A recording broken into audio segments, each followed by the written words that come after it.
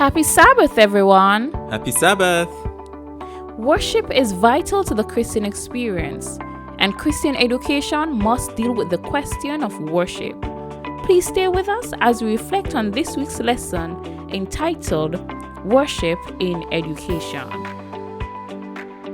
The memory text is taken from 1 Chronicles 16, verse 29. Give to the Lord the glory due his name. Bring an offering and come before him. O worship the Lord in the beauty of holiness. Sabbath afternoon. Worship is part of humanity, part of human nature, even fallen human nature. Although the innate need to worship still exists in us, it, like everything else in this world, has been twisted and distorted by sin, which means that among other things we, as worshiping beings, can end up worshiping the wrong things, or even end up not worshiping the Lord in the way that he is supposed to be worshipped. Sunday, we all worship something. There's something in us that longs to worship.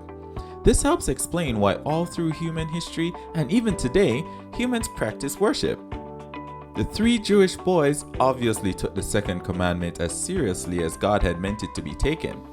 Proper worship is so important that it becomes central to the issues in the last days, before the second coming of Christ. Monday, and declare them to their children. There is a certain determination about the message of Psalm 78. In verse 2, Asaph mentions how we will share the dark sayings of old. The word dark does not mean ominous, but rather dim or fading, as history can become when its crucial events go back in time. The point here is that whatever else the education of Israel included, it included teaching the children the stories about the Lord's dealing with the chosen nation. Tuesday, in spirit and in truth. True worship of the Lord must be in spirit, that is, it must stem from the experience of knowing him personally. At the same time, worship must be in truth. We must have some correct knowledge of God, of who he is, and what he requires of us. Thus, we see here 2 elements in worship: the experience that comes from knowing and obeying God, and the objective truths revealed to us about God. Wednesday, the beauty of holiness. For starters, think about how ugly, how damaging, how degrading sin is.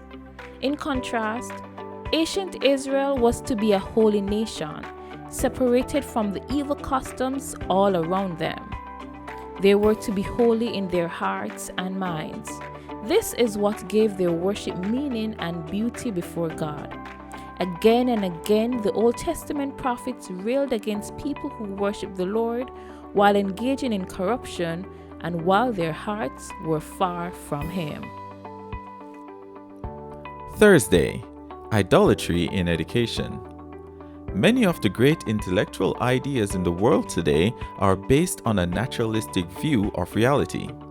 Many disciplines studied in school today are studied from that perspective, which often means that what is taught will be contradictory to Scripture. However, the only way that can be done is compromise the faith, which often means twisting and distorting the Scriptures in order to try to make Scripture fit with current ideas. Friday. The heart is deceitful above all things and desperately wicked. When those sins which God hates are subdued, Jesus will come in and sup with you and you with him. It would be more pleasing to the Lord if lukewarm professors of religion had never named his name. They are stumbling blocks to unbelievers. An evil angel exalt over them and taunt the angels of God with their crooked course. They draw nigh to God with their lips, while their heart is far from him. Have a happy Sabbath.